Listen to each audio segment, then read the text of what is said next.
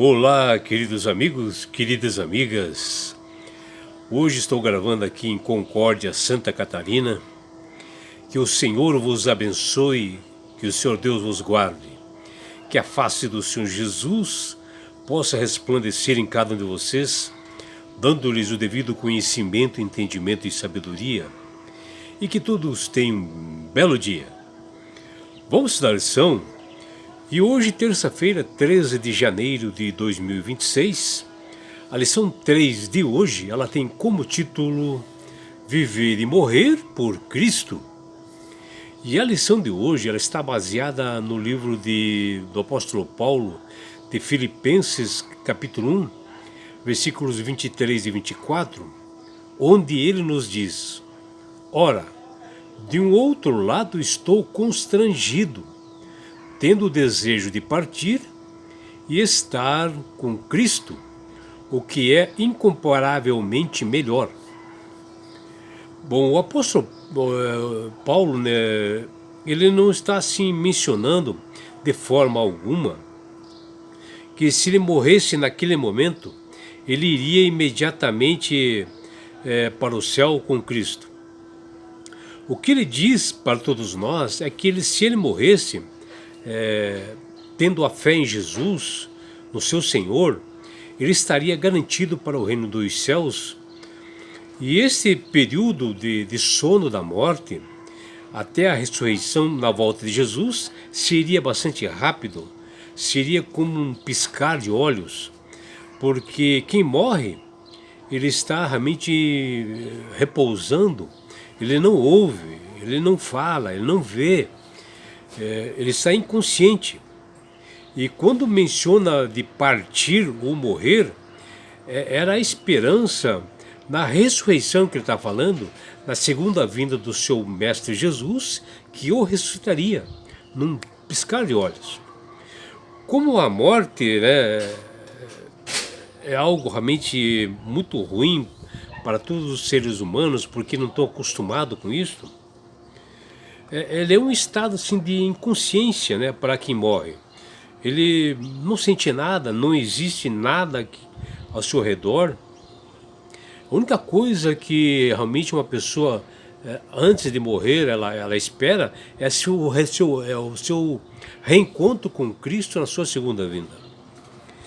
E embora Paulo estivesse disposto assim, a morrer por Cristo, Paulo sabia que seria melhor para os filipenses que Paulo, continuasse a viver, como diz lá em Filipenses 1:24. Mas curiosamente, para o cristão, nem sempre é fácil saber o que é melhor, né? Se é viver para Cristo ou morrer por Ele. Paulo estava assim pressionado, né, pelos dois lados, né? E o que vemos aqui na lição de hoje, que o apóstolo aqui menciona em Filipenses 1:21, que viver é Cristo e morrer é lucro. Essa passagem deixa muitas pessoas em dúvidas, né? Interpretam mal em todo o derredor dos tempos, por não estudarem bem por completo as Sagradas Escrituras, se inteirar realmente da Palavra de Deus, onde as respostas estão em texto e contexto da Bíblia. E a pessoa que está estudando, ela tem que verificar capítulo, capítulo ali, versículo ali, para se completar a ideia disso, né? E porque a Bíblia, uns livros se completam com outros, é onde Paulo fala das diferenças de viver e de morrer. Quando o apóstolo menciona isto, significa que a vida terrena de um cristão, ela deve estar centrada em Cristo, né? Nessa esperança e nessa promessa que Jesus deu ainda quando ele esteve entre nós, que ele menciona aos seus discípulos.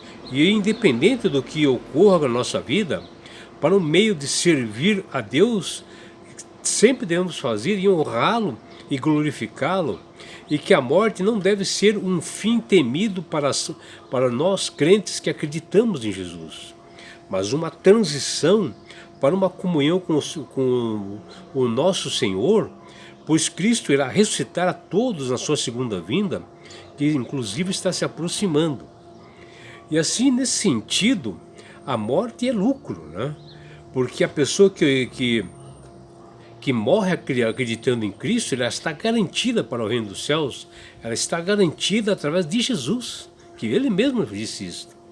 E assim, quando estamos dispostos a falar para o mundo que nós podemos dar a vida por Cristo, estamos dando um testemunho do que o Salvador faz e transforma a nossa vida através da nossa fé, que ela é tremendamente imensa, né?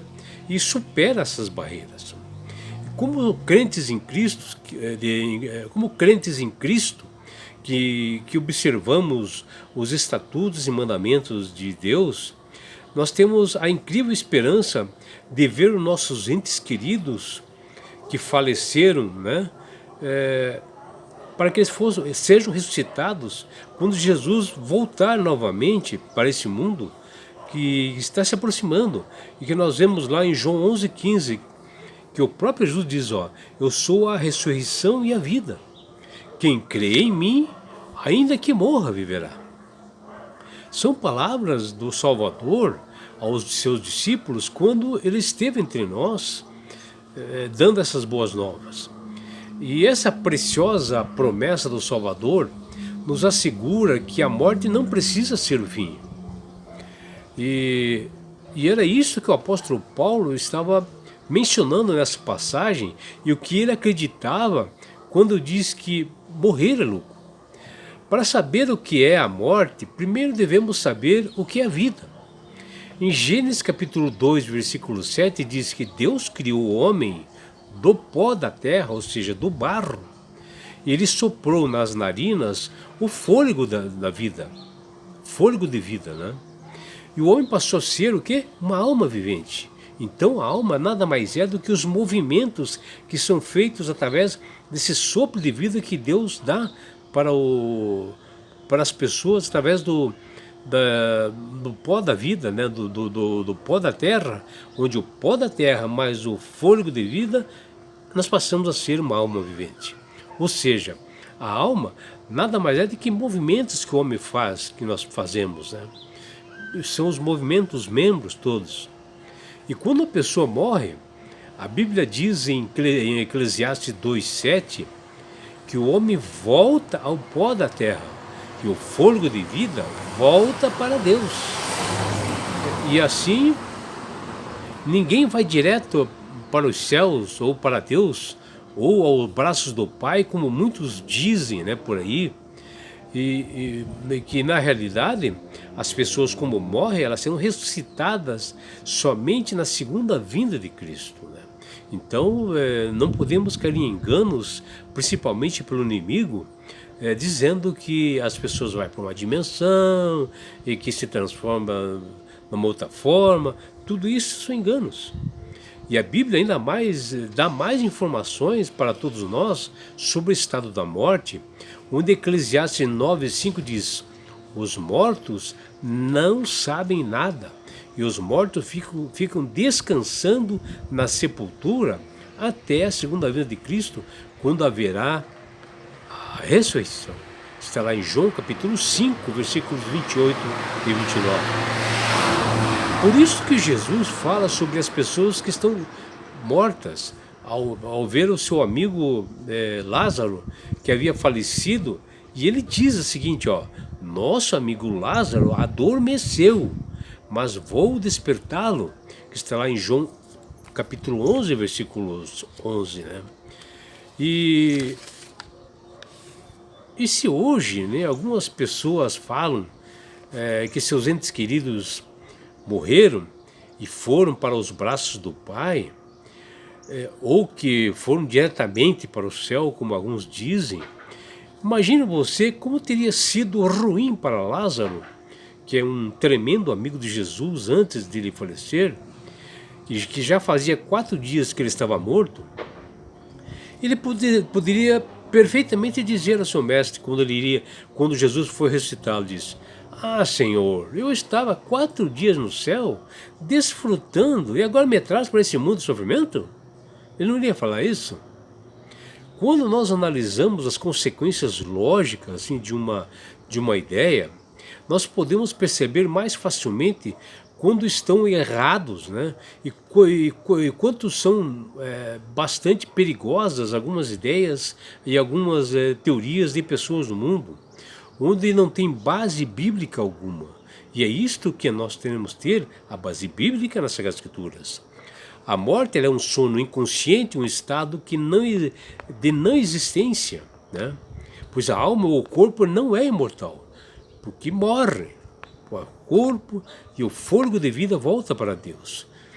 O ser humano cessa de viver aguardando a ressurreição na segunda vinda de Cristo, quando os justos receberão a vida eterna e irão morar com Jesus nas mansões celestiais. Por isso que o apóstolo Paulo disse em Filipenses capítulo 1, versículo 23, partir dessa vida para estar com Cristo. O que significa?